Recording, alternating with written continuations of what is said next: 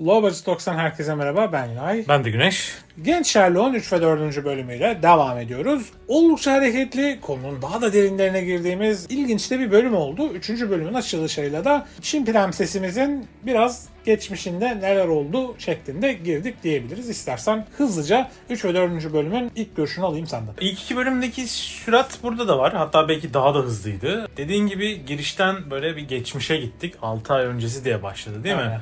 Çin'e gittik ve prenses şu an bizim kötü adamımız gibi görünen prensesin geçmişine uzandık. Battal Gazi sahnesi gibi bir sahneyle açıldı. Köyüne bir gidiyor. Herkes öyle. Anam, babam. İşte aynen birebir aynı o sahneyi çekmişler. Herkes ölmüş ama neden öldüğünü böyle vermiyor. Yine bits and pieces böyle yapıyor. Hani böyle niye olduğunu görmüyoruz ama annesi babası öldürmüş ve bunun intikam hırsıyla bir şekilde İngiltere'ye geldiğini anlıyoruz. Zaten bunu verdikten sonra şeyi anlıyoruz. İlk sahnede, birinci sahnede prensesin kaçırılması hikayesinde prensesin yer değiştirildiğini anlıyoruz zaten burada hemen. Buna bize bölümün ilerleyen anlarında gösterecek de. Güzel bir oyun oynuyorlar. Aynen. Prensesi tanıyan tek kişi ölüyor ve prensesin yerine bu arkadaşımız geçiyor. Hızlıca spoiler ayarımızı da verelim. Hazır arada sıkıştırdık bir iki tane spoiler ama hiç duymadınız hiçbir şey. Eğer izlemediyseniz bölümleri izleyip gelin. İzlediyseniz veya spoiler çok da umurumda değil diyorsanız ve hatta az öncekileri de yediğiniz için çok da bize kızmadıysanız devam ediyoruz. Evet. Evet, ben farkında olmadan yapıştırdım. Ya şöyle, bu arada bu Çin prensesi diye gördüğümüz ablanın geçmişindeki köyü bana biraz Türk otağı havası verdi ya. O Orta Asya Türk kıvamıydı sanki gibiydi. yani. Evet, böyle hayvanlar, otantik bir Sanki ortam. Çin'den çok Moğol ya da işte ne bileyim yine Türkik bir köyümsü bir şey gibiydi yani bence. Evet, Çok görüntü Çin andırmıyordu bana. Görüntü öyleydi. Hı-hı. Yani dediğim gibi işte kahpe Bizans köyü gibi hani Ha, dağınık, evet. kapısı yok. Yani kapısı yok ama. Öyle bir sahneyle açıyoruz. Hı-hı. Orada şeye de gidecek sonra hikaye. Esat Kaşgarlı'ya. Ben diyor Esat Kaşgarlı from Konstantinopol diyor. Gel diyor, sana bir işimiz var. Hı-hı. Böylece aslında o kızı emir altına alıyorlar. Bu arada hakikaten Osmanlı'daymış ve Osmanlı'da yanılmıyorsam bu Konstantinopol ismiyle ilgili de bir kullanımla ilgili bir durum var o dönemde. Yani biz sanki hep Osmanlı'da İstanbul diyorlar diye düşünüyorduk ama. Ya yerel halk İstanbul diyor ama resmi yazışmalarda Osmanlı zaten Konstantiniye diyor. Hı-hı. Bu 19. yüzyılın sonuna kadar devam edecek. Yani bu Sherlock 1870'lerde geçiyor olmalı. O yüzden kullanım doğru, yani İstanbul dese bir şey anlamayacak çünkü kimse. Hı hı. Çünkü Avrupa'da ve dünyanın geri kalanında Konstantinopol olarak kullanılmaya devam ediyor. Hatta bu Konstantinopol kullanımı 1950'lere kadar varacak. Yani bizim İstanbul'u resmi olarak İstanbul olarak lanse etmemizden çok sonra dünya buna alışacak. Mesela işte şimdi Türkiye'yi alıştırmaya çalışıyorsun ama hala Türkiye deniyor falan. Onun gibi bir süreç ama çok çok daha uzun süren bir süreç. Çünkü Osmanlı'da bunu kullanmayı kabul ediyor. Bir Türkçe bir versiyon yapmışlar Konstantiniye diyerek. Evet. Yani biz çünkü şimdi geçmiş kullanımlarda hep öyle zannediyorduk. Konstantiniye'yi demek ki ta bu zamana kadar neredeyse diplomatik dilde kullanmış. Osmanlı bitene kadar da kullanmış. Türkiye kurulduktan sonra İstanbul yapıyor ama resmi yazışmaların tarihi ve diplomasi belli bir süre daha devam ediyor. Yani o yüzden niye Türk oyuncu Konstantinopol dedi de altyazıda İstanbul çıktı diyenler varsa olay bundan ibaret. Evet, çünkü ben de merak edip baktığımda bunun cevabını buldum. Vay vatan haini falan. Şak. Neyse, konumuza dönelim. Konumuz Sherlock'tu. Biraz saptık ama olsun. Böyle güzel ilginç bilgileri de araya sıkıştırmamız da bence izleyicilerimiz hoşuna gidiyordur diye düşünüyorum. Kahramanlarımız hala firari ve 3. profesörün yerini bulmak için bir izin peşindeler. Kayıp olan o, yeri bilinmeyen o. Mali'nin yeri biraz biliniyor gibi ve 3. profesörün de evine girip bir şeylere bakarak onun yerini bulmak istiyorlar. Daha sonra da zaten garip bir kilisenin tepesinde bir kulede buluyorlar diye hatırlıyorum. Evet, yani orada masada gördükleri bardaklardan bunun kuleler olduğunu, aslında bir Oxford haritası ve masadaki bardakların hepsi bir kule. Oradan en olabilecek kuleyi tahmin ediyorlar. Aynı anda Moriarty ile Sherlock ve oraya gidiyorlar koşturarak. Ama bu sırada onları zaten başından beri takipte olan Çinli sahte prensesimiz onlarla birlikte onların peşinden kuleye gidecek. Bunlar kuleye can havliyle yukarıya merdivenlerden çıkıp profesöre kendilerini anlatmaya çalışırken kadın iple tırmanıp yukarıdan girip profesörü aşağı atacak. Evet. Tam o sırada Sherlock kadını tutacak falan derken elinde bir eldiven kalacak. Evet. Eldivenle de işte buldukları izde demin de senin spoilerını çaktığın gibi kızımızın gerçek prenses olmadığını hikayesine götürecek bizi. Çünkü götürecek. eldiven 2 hafta önce alınmış. Biz prensesin bir hafta önce geldiğini düşünüyorduk.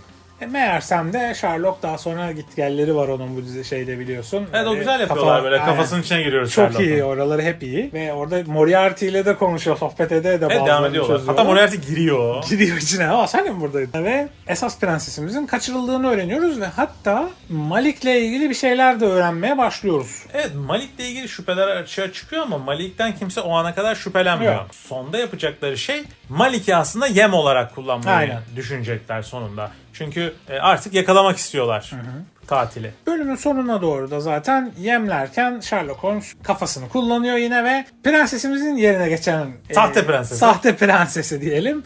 Alt ediyor, yakalıyor, yakalattırıyor daha doğrusu. Ve kaçarken kız ona bir şey söylüyor. Söylediği şey de işte Annesinin sürekli tekrarladığı cümleyi tekrar ediyor ve annem ne alaka, annem ne alaka. Yani sen bunu nereden biliyordun? Aynen. Gelecek ve annesinin peşine gidecek. Aynen.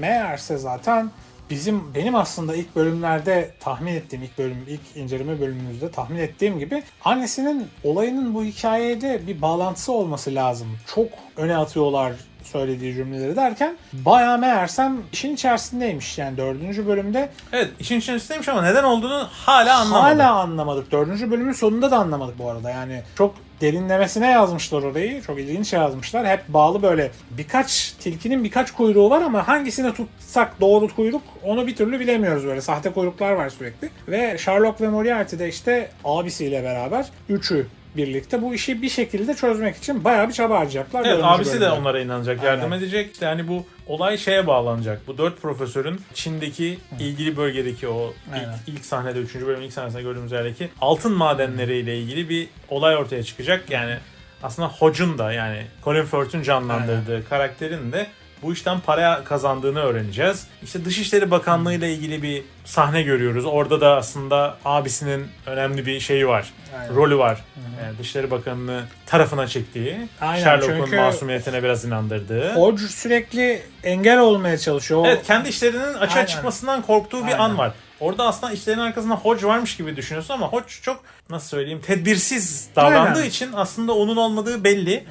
Zaten final sahnesinde de bölümün Hodge Malik yüzleşmesinde buradan Colin Firth'ün karakteri ölerek ayrılacak ama nasıl öldüğünü görmeyeceğiz. Evet bir Malik cebinden bir böyle cam bir şey çıkarıyor. Siyanür müdür, zehir midir, asit midir ne olduğu bilmiyoruz böyle bir tüp. Evet yani sonuçta hikaye şöyle Malik dünyayı değiştirecek bir şey bulduğunu düşündüğü için bunu birlikte bulduğu arkadaşlarını da profesörleri de öldürtüyor ve bunu öldürtürken aslında kendi işlediği suçtan dolayı kinlenen Çinli kızı başkaları aracılığıyla kullanarak bunları öldürtüyor. Çinli kız da bu arada haberi yokmuş Malik'in onu kullandığından. Malik'i yani çünkü aracılar aracıyla gidiyor. Yani Esat Kaşgarlı son şey. Öldürtüyor. Ve sonra onun arkasında Malik'in olduğunu öğrendiği zaman Sherlock'a yardım etmeye karar veriyor. Birlikte buluyorlar Malik'in yerini. Hala kendi çıkarları peşinde koşuyor. Bir noktada zaten tekrar firar ediyor bu sahte prensesimiz. Bu arada gerçek prensesimizi de bulduk o sırada. Evet gerçek prensesi de en sonunda ulaştıkları güvenli evde buluyorlar. Güvenli evde bir kişi var onu alt ediyorlar. Orada dinleme kayıtları çıkıyor. Çünkü Sherlock annesini ziyaret ettiğinde annesinin doğru söylediğini yani meğersem annesinin söylediği çoğu şey aslında ses kadar doğru çıkacak. Bir vızıltı duyuyorum, bir uğultu duyuyorum ve beni dinliyorlar diyordu. Evet, odasının arkasına bir bölme yapılmış ve oraya bir dinleme cihazı koyulmuş. Kocaman. Bu dönem için büyük bir teknoloji. Dinleme cihazı kayıtlar alıyor ve bu arada yapılabilir bir şey. Tarih uyuyor. Tabii. Yani onu buluyorlar. Annesinin söylediği sözden, siyah pençeden aslında Malik'in bastonuna ulaşıyorlar ve işin arkasında Malik'in olduğunu öğreniyoruz. Ama annesinin bu konuyla nasıl bir bağlantısı var anlamıyoruz. O noktada da tam böyle annesi artık biraz huzura kavuştuğu son sahnede de ortaya babası çıkıyor. Yani babası zaten böyle annesi neden bu pozisyondayı anladığın anda babası çıktığı için büyük ihtimalle burada bir aile draması girecek işin içine. Babası da acaba bir yerlerinde mi bu olay? İşte ben de onu demeye çalışıyorum. Yani aile dramasına dönüşecek gibi duruyor bu komplo. Ya diyorum ya, böyle bir tilki var, bir sürü kuyruğu var ama hangisi doğru kuyruk bakalım, göreceğiz. Önümüzde daha 4 bölüm var ve bu 3 ve 4. bölümde ben açıkçası çok keyif aldım. Evet, aktı böyle takır takır. Su gibi aktı. Ben böyle 45 dakika 50 dakika falan bölümler yani. Evet, Çok uzun bölümler. Kısa bölümler de değil değil, yani. 50 dakikadan fazla. Ve zaman nasıl geçtiğini anlamadım. Saat biz izlediğimizde 8 falandı. Şu an 10 olmuş ve ben saat 10 olduğunu fark etmedim yani. Evet, bayağı iyiydi. Müzikler.